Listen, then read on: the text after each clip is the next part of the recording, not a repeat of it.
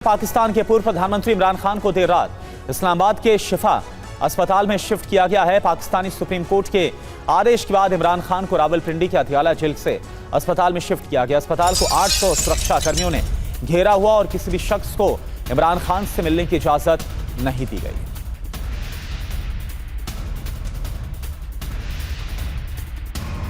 तो supreme court की तरफ से आदेश के बाद आखिरकार इमरान खान को शिफा अस्पताल शिफ्ट कर दिया गया है। हालांकि पहले कोशिश की जा रही थी शहबाज शरीफ की तरफ से, आसिम मुनीर की तरफ से कि इमरान खान अदियाला जेल से बाहर ना निकल पाए, लेकिन आखिरकार अब जेल से अस्पताल, अदियाला जेल से अस्पताल शिफ्ट हो गए इमरान खान।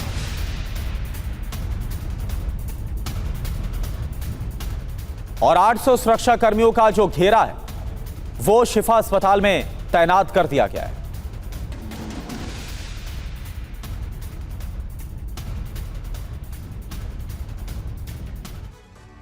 लखनऊ में डबल मर्डर और सुसाइड की एक ऐसी वारदात सामने आई जिससे हर कोई हैरान है।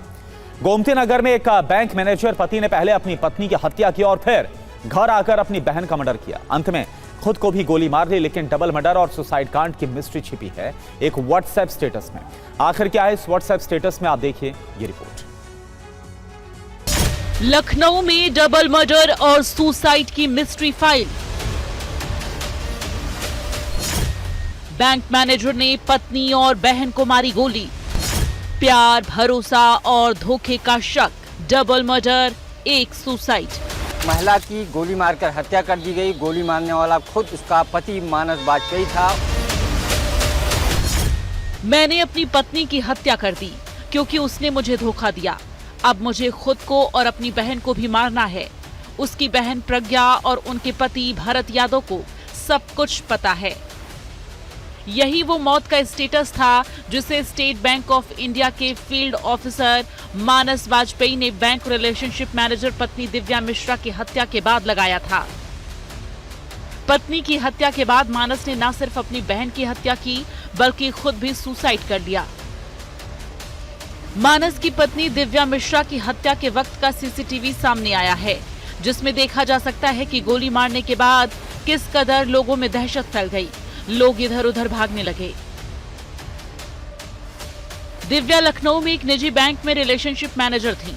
मानस वाजपेयी कल दोपहर बैंक के बाहर पहुंचा, अपनी पत्नी को फोन कर बाहर बुलाया और फिर गोली मार दी।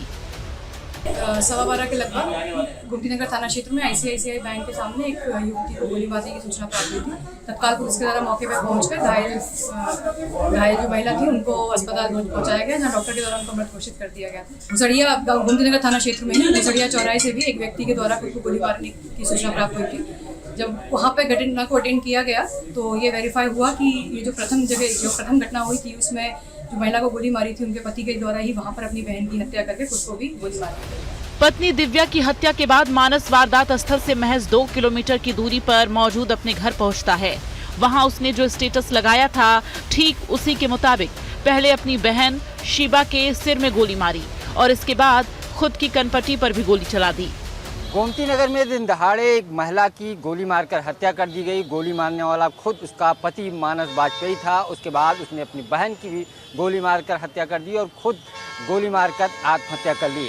यहाँ खुद पे आत्महत्या की और बहन की हत्या की है, ये वही स्थान है। फिलहाल लखनऊ के पुलिस कमिश्नर पहुँचे हैं। पूरे मामले की जाँच की जा रही अलग अलग एंगल से। हालाँकि जो स्टेटस आया व्हाट्सएप पे जो लगाया था उसमें चीज़ें जो निकल के आ रही हैं, पारिवारिक विवाद था, पत्नी से तलाक का केस कोर्ट में चल रहा था। लखनऊ के पुलिस कमिश्नर तरुण गाबा, DCP, ADCP थोड़ी देर पहले ज्वाइंट पुलिस कमिश्नर भी पहुंचे थे, पूरे मामले की जांच कर रहे हैं। गोली की आवाज सुनने के बाद जब पड़ोसी मौके पर पहुंचे तो बहन और भाई दोनों का खून से सना शव जमीन पर पड़ा था। पड़ोसियों के मुताबिक पत्नी की हत्या के बाद जब मानस घर पहुंचा तो पसीने से भीगा हुआ था। वो आए नॉर्मल आए, बैग टांगे हुए थे, ऐसे अंदर गए। वो दरवाजा जब खोलने लगे वो हमेशा वैसे भी पूछते थे मुझसे, लोग कुछ क्या हाल है? मैंने कहा भैया ठीक है, बस पसीने में भीगे। तो मैंने पूछा क्या हो भैया, बहुत पसीने में भीगे? कहते यार वही ऑफिस तुम जानते हो। दरवाजों पे लाते मारी 5-6 लोगों ने। जब दरवाजा टूटा तो हम लोग अंदर गए तो वो मेरे कान में जाओ गोली, खुद को भी गोली मार चुके थे और अपनी बहन को जाओ। मानस और दिव्या की 2017 में शादी हुई थी। 2024 से दोनों अलग रह रहे थे। दिव्या ने करीब 1 साल पहले तलाक के लिए कोर्ट केस किया हुआ था।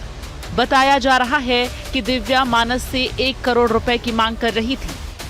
मानस के माता पिता की पहले ही मृत्यु हो चुकी थी। मानस अपने माता पिता का इकलौता बेटा था। बताया जा रहा है कि मानस की बहन तुलिका की मानसिक हालत ठीक नहीं थी। शायद इसलिए मानस ने खुद को खत्म करने से पहले अपनी बहन को मौत देना बेहतर समझा। इस घटना के संबंध में पुलिस द्वारा जो कि परिवारजन हैं, जो रिलेटिव्स हैं, उनसे बातचीत की गई है। जो व्हाट्सएप मैसेज स्टेटस के रूप में मानस वाजपेयी ने लगाया था, जिसमें उसका कहना था कि उसकी पत्नी द्वारा उसके साथ चीट किया गया है और उसी क्रम में उसने वो हत्या की है। इसके अलावा कुछ डॉक्यूमेंट्स हमें घर से मिले हैं, जिससे ये जानकारी हो रही है कि जो रिलेशनशिप मैनेजर आईसीआईसी बैंक में थी मृतका, उसके द्वारा विवाह विच्छेद करने के लिए भी पारिवारिक न्यायालय में वाद दायर किया गया था।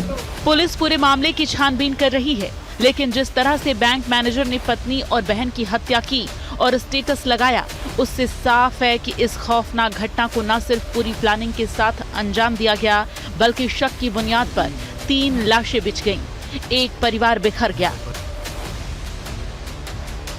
लखनऊ से पंकज चतुर्वेदी के साथ ब्यूरो रिपोर्ट, TV9 भारतवर्ष।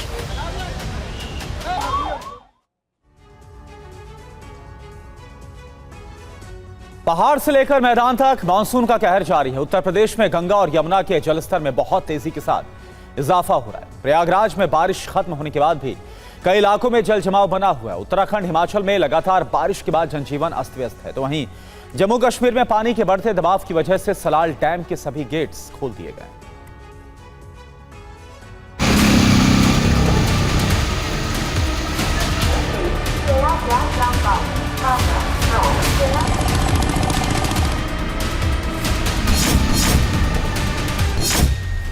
उत्तर भारत के राज्यों में बाढ़ बारिश की वजह से हालात लगातार बिगड़ रहे हैं।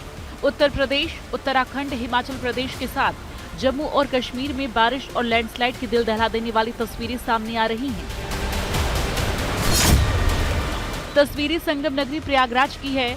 लगातार बारिश और गंगा यमुना में बढ़ते जलस्तर की वजह से निचले इलाकों में पानी भर गया है।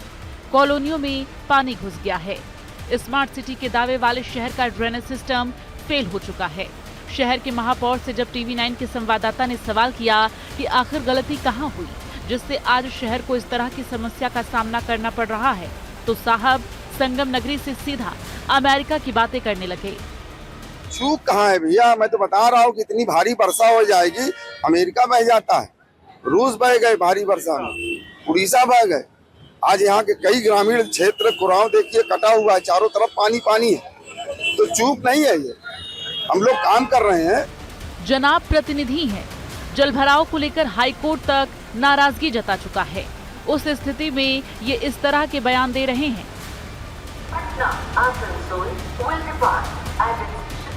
प्रयागराज के ही रामबाग स्टेशन की तस्वीरें भी देख लीजिए। यहाँ ट्रैक पर पानी आ जाने की वजह से कई ट्रेनों का परिचालन बाधित रहा। अब पंप के जरिए ट्रैक से पानी निकाला जा रहा है। प्रयागराज के बाद अब बिजनौर की तस्वीरें भी देख लीजिए। यहाँ लगातार हो रही बारिश की वजह से गलियों में सैलाब बह रहा है। बारिश की वजह से 25 गांवों के करीब 20,000 लोग प्रभावित हैं। सड़कों पर पानी आ जाने की वजह से लोग जान जोखिम में डाल रहे हैं। लगातार बारिश के चलते प्रशासन अलर्ट मोड पर है। प्रशासनिक अधिकारी ट्रैक्टर पर सवार होकर बाढ़ प्रभावित इलाकों का दौरा कर रहे हैं।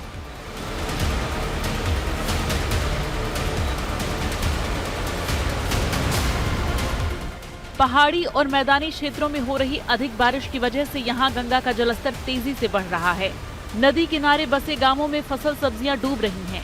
खेतों में पानी भर जाने से किसान समय से पहले सब्जियां तोड़ रहे हैं।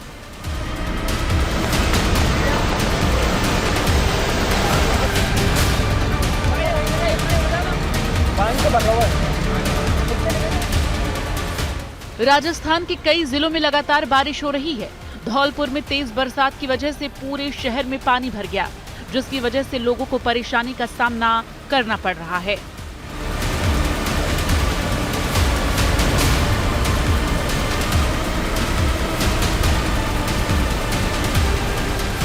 दिल्ली में कल शाम हुई बारिश की वजह से कई इलाकों में जल जमाव देखने को मिला। तस्वीरें द्वारका की हैं। यहां अंडरपास में पानी भर जाने की वजह से गाड़ियों की रफ्तार थम गई।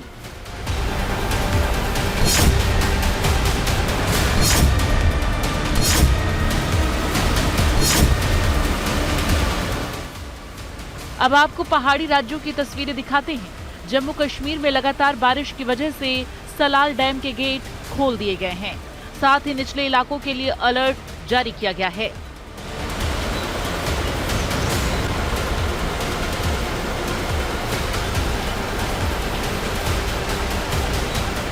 ऊंचाई वाले इलाकों में बारिश की वजह से डोडा में भी सैलाब की स्थिति दिखाई दे रही है। आधे हिंदुस्तान में लगातार बारिश की वजह से जनजीवन अस्त व्यस्त है। मौसम विभाग की ओर से उत्तर प्रदेश, उत्तराखंड, जम्मू कश्मीर, हिमाचल प्रदेश के साथ बिहार, झारखंड, छत्तीसगढ़ के लिए बारिश का अलर्ट जारी किया गया है। प्रयागराज से मनीष वर्मा, जम्मू कश्मीर से महराज आलम के साथ bureau report, TV9 Bharatvarsh. America के पेंसिल्वेनिया में हवाई हादसा हुआ है। हेलीकॉप्टर से टकराया है छोटा विमान। टेक ऑफ की तैयारी में था हेलीकॉप्टर। हादसे में एक की मौत, 2 घायल।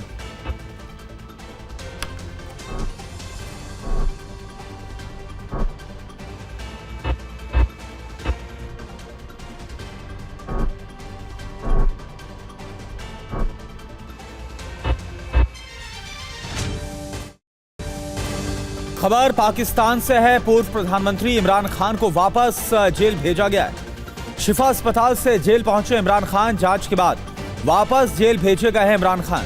अस्पताल में जांच के बाद जेल में वापसी इमरान खान को वापस अदियाला जेल भेज दिया गया। देर रात शिफा अस्पताल लाए गए थे इमरान खान इलाज के लिए, लेकिन महज कुछ ही घंटों में इमरान खान को एक बार फिर से अदियाला जेल भेज दिया गया है।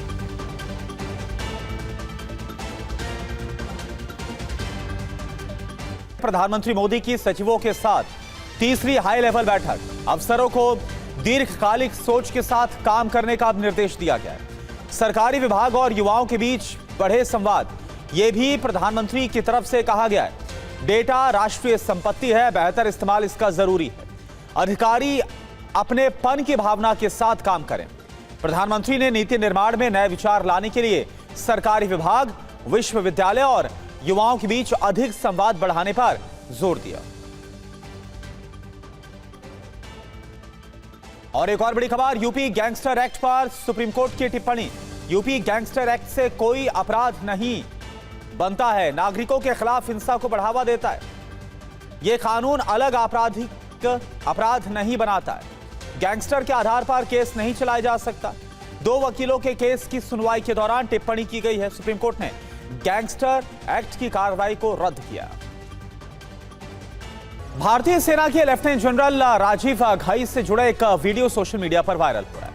वीडियो को लेकर चौंकाने वाला दावा है। दावा यह किया जा रहा है कि ऑपरेशन सिंदूर के दौरान भारतीय सेना पाकिस्तान से लड़ने में हिचकिचा रही थी। सोशल मीडिया पर किए जा रहे इस दावे की क्या हकीकत है, TV9 की वायरल टेस्ट टीम करेगी इसकी जांच। आज इसी दावे की पड़ताल आप देखिए। ऑपरेशन सिंदूर भारतीय सेना का वो ऑपरेशन जिसने आतंक के खिलाफ देश की दृढ़ इच्छा शक्ति और सैन्य क्षमता को दुनिया के सामने रखा।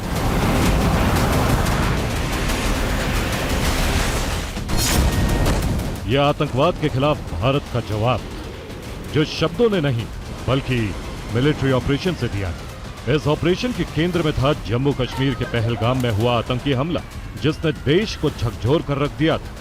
इसके बाद भारत ने आतंकवाद के खिलाफ कड़ा और निर्णायक रुख अपनाया।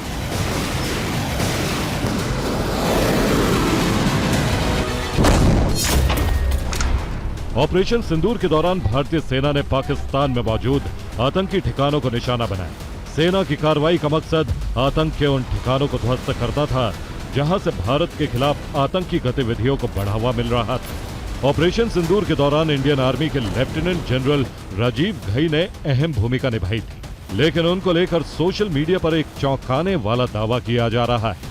कुछ सोशल मीडिया यूजर्स दावा कर रहे हैं कि इंडियन आर्मी पाकिस्तान से लड़ने से हिचकिचा रही थी। विसल ब्लोअर नाम के एक यूजर ने एक्स पर लेफ्टिनेंट जनरल राजीव घई का वीडियो शेयर करते हुए लिखा है, इंडियन आर्मी ने ऑपरेशन सिंदूर को लेकर एक वीडियो जारी किया, जिसमें भारतीय सेना के DGMO lieutenant general Rajiv Ghai ने यह माना है कि भारतीय सेना पाकिस्तान से लड़ने में हिचकिचा रही थी।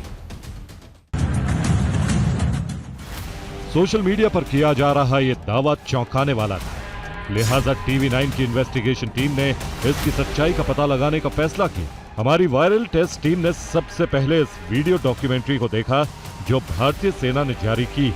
वीडियो में लेफ्टिनेंट जनरल राजीव घई ने ऐसी कोई बात नहीं कही जैसे सोशल मीडिया पर दावा किया जा रहा, बल्कि वो ऑपरेशन सिंदूर के दौरान भारतीय सेना के पराक्रम की बात कर रहे हैं। वायरल वीडियो और इंडियन आर्मी की डॉक्यूमेंट्री में लेफ्टिनेंट जनरल राजीव घई के वीडियो का फ्रेम बिल्कुल एक, लेकिन वो ऐसी कोई बात नहीं कर रहे हैं जैसा वायरल वीडियो में दावा किया जा रहा है। पड़ताल में हमारी टीम ने पाया कि वायरल वीडियो गलत नियत से AI की मदद से तैयार किया गया। जिस एक्स हैंडल से ये वीडियो शेयर किया गया है, हमारी टीम ने उसकी भी जांच की। पड़ताल में TV9 की वायरल टेस्ट टीम ने पाया कि यह पाकिस्तान समर्थित प्रोपेगेंडा हैंडल है, जिसे अब भारत में बंद कर दिया गया है। इस तरह यह साफ है कि सोशल मीडिया पर किया जा रहा दावा पूरी तरह से गलत है। TV9 के फैक्ट चेक लैब में यह दावा पूरी तरह से गलत पाया गया। पंजाब से बड़ी खबर आ रही है। पंजाब की मोहाली में मिट्टी धंसने से एक बड़ा हादसा हुआ है। मलबे में दबने से 2 मजदूरों की मौत हो गई है, एक घायल।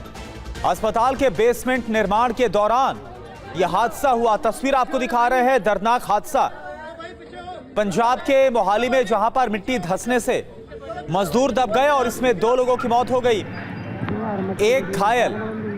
अस्पताल के बेसमेंट का काम चल रहा था और इसी दौरान यह हादसा हुआ।